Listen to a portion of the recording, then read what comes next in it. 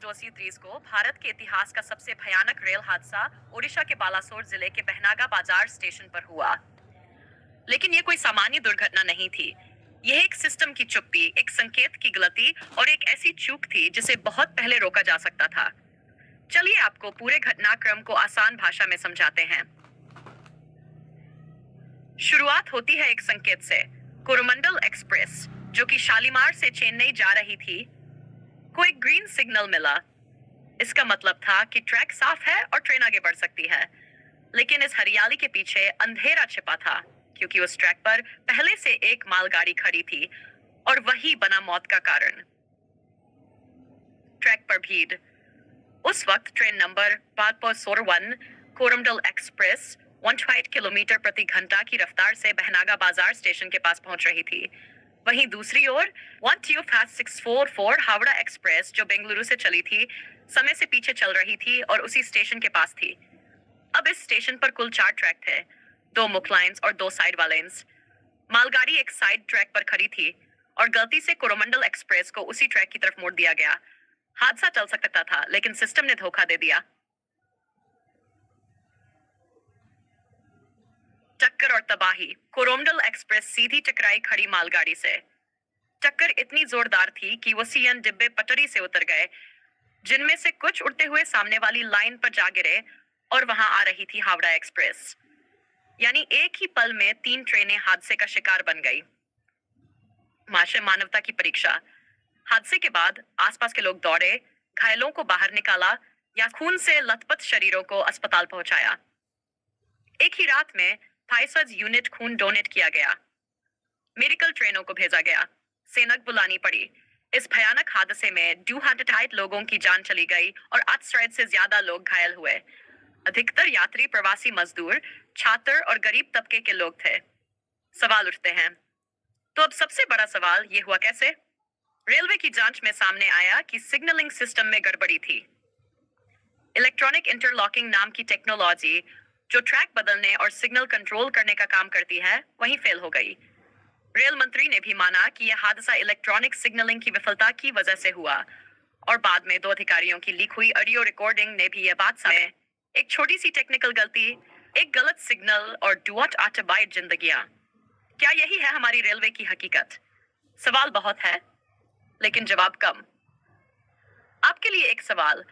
क्या भारतीय रेल में हर जगह 2 ट्रैक होते हैं, एक अप ट्रैक और एक डाउन ट्रैक? जो ट्रेन हेडक्वार्टर से बाहर जा रही होती है उसे डाउन ट्रेन कहते हैं, और जो ट्रेन हेडक्वार्टर की ओर लौट रही होती है वो अप ट्रेन कहलाती है। इस कहानी में कोरमंडल एक्सप्रेस डाउन ट्रेन थी। वह चेन्नई से हावड़ा जा रही थी, यानी वह हावड़ा हेडक्वार्टर से बाहर जा रही थी, इसलिए उसे डाउन ट्रेन माना गया। दूसरी ओर यशवंतपुर ट्रेन हावड़ा की ओर लौट रही थी, इसलिए वह अप ट्रेन थी। अब जरा गौर से सुनिए। कोरमंडल एक्सप्रेस को हरे सिग्नल यानी ग्रीन सिग्नल मिला था। इसका मतलब था कि वह सीधी अपनी डाउन लाइन पर जा सकती थी। अब यहाँ पर बात आती है इंटरलॉकिंग सिस्टम की। इंटरलॉकिंग सिस्टम क्या होता है? इंटरलॉकिंग एक ऐसा कंप्यूटर सिस्टम होता है जो यह तय करता है कि ट्रेन किस ट्रैक पर जाएगी। सिग्नल से लेकर पॉइंट बदलने तक सब कुछ इस सिस्टम के जरिए होता है। यह सिस्टम सिग्नल की जानकारी ड्राइवर को देता है और उसी के अनुसार ड्राइवर ट्रेन को आगे लेकर जाता है। अब यही सिस्टम ओडिशा के बालासोर में फेल हो गया और इसी के कारण कोरमंडल एक्सप्रेस को गलत ट्रैक पर भेज दिया गया। इस ग्रीन सिग्नल के भरोसे कोरमंडल एक्सप्रेस अपने ट्रैक पर आगे बढ़ी, लेकिन वह ट्रैक असल में मालगाड़ी की लाइन थी। अब आप सोचिए, एक मालगाड़ी जिसके सारे डिब्बे भारी लोहा और माल से भरे हुए थे, वहीं पर कोरमंडल एक्सप्रेस 180 किलोमीटर प्रति घंटे की रफ्तार से जाकर टकराई। कोरमंडल एक्सप्रेस की स्पीड इतनी तेज थी कि पहले 2 डिब्बे हवा में 90 डिग्री उठ गए। जिन यात्रियों ने अंदर बेल्ट बांधी थी, वे भी ऊपर से नीचे गिरे और सीट से फेंक दिए गए। और इसके ठीक 20 सेकंड बाद अब ट्रैक पर यशवंतपुर एक्सप्रेस आ गई और कोरमंडल एक्सप्रेस से टकरा गई। अब 3 ट्रेनें एक जगह हादसे में फंस चुकी थीं। एक मालगाड़ी, एक डाउन एक्सप्रेस और एक अप एक्सप्रेस। रात के अंधेरे में ट्रैक पर चीख पुकार मची हुई थी। लोग मदद के लिए चिल्ला रहे थे। जिन लोगों की मौके पर मौत हो गई, उनके शरीर ट्रैक पर बिखरे हुए थे। कुछ लोग बोगियों में फंसे थे और बाहर निकलने के लिए चिल्ला रहे थे। रेलवे के रूल्स के अनुसार जब कोई हादसा होता है तो सबसे पहले जांच की जाती है कि ड्राइवर ने गलती की या नहीं। लेकिन इस केस में जब अधिकारियों ने ट्रेन का लॉग चेक किया तो पता चला कि ड्राइवर को हरे सिग्नल की ही जानकारी मिली थी। उसने कोई गलती नहीं की थी। रेलवे ड्राइवर को हमेशा डायपर पहनना पड़ता है क्योंकि उन्हें बीच रास्ते में ट्रेन रोकने की इजाजत नहीं होती। जब सिग्नल सिस्टम और इंटरलॉकिंग सही काम करते हैं तब ही ट्रेन चलती है। अब सवाल ये उठता है, जब इंटरलॉकिंग सिस्टम को सिग्नल भेजने से पहले ट्रैक को वेरीफाई करना होता है तो उसने मालगाड़ी वाला ट्रैक कैसे सेलेक्ट कर लिया? क्या ये कोई टेक्निकल गलती थी? क्या ये सिस्टम से छेड़छाड़ थी? ये वो सवाल है जिनका जवाब अभी भी नहीं मिला है। सरकार ने कह दिया कि इंसानी गलती नहीं थी। फिर भी अप और डाउन दोनों ट्रेनों के ड्राइवर मारे गए। उनका क्या कसूर था?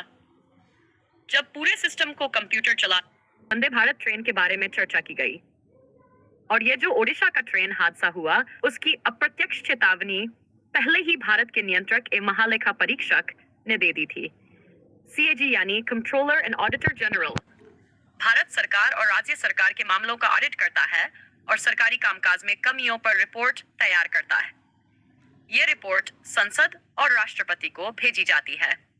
मैंने ये रिपोर्ट पढ़ी और उसके अनुसार बहनागर बाजार रेलवे स्टेशन के इलाके में 2006 से ही सुरक्षा इंतजाम बेहद खराब थे। इस रिपोर्ट में साफ कहा गया है कि ओडिशा क्षेत्र में अल्ट्रासोनिक फ्लॉ डिटेक्शन तकनीक का इस्तेमाल नहीं हुआ। पेज नंबर 62 की आखिरी लाइन देखिए, उसमें लिखा है शॉर्टफॉल परसेंट यानी अल्ट्रासोनिक जांच का उपयोग एक बार भी नहीं हुआ। इकोआर यानी ईस्ट कोस्ट रेलवे, जिसमें बहनागर बाजार स्टेशन आता है। इसलिए जहां भी इस रिपोर्ट में इकोआर लिखा है समझ लीजिए बात इसी क्षेत्र की हो रही है। इस रिपोर्ट में यह भी कहा गया है कि ट्रैक रिकॉर्डिंग कार्स, जिनका काम ट्रैक की स्थिति और सुरक्षा की जांच करना होता है, उनका उपयोग 2011 से 2016 के बीच बिल्कुल नहीं हुआ। एक तालिका में दिखाया गया है कि आखिरी कॉलम में ईसीआर के अंतर्गत निरीक्षण की संख्या एक भी बार नहीं दर्शाई गई, यानी उस क्षेत्र में ट्रैक रिकॉर्डिंग कार्स का उपयोग ही नहीं हुआ। हर ट्रेन हादसे के बाद जो जांच होती है उसमें भी औसतन 63% देरी होती है और हर साल रेलवे सुरक्षा के लिए जो फंड दिया जाता है उसका भी पूरा उपयोग नहीं होता। अगर 2007 से 2008 तक की बात करें तो 78.85% सुरक्षा फंड का उपयोग ही नहीं हुआ। ये पैसे वैसे ही पड़े रह गए। इसके साथ साथ रेलवे में कर्मचारियों की भी भारी कमी है। मार्च 2023 में टाइम्स ऑफ इंडिया ने एक आरटीआई दायर की जिसमें सामने आया कि train railway zone system train को रोक देता है ब्रेक लगाकर।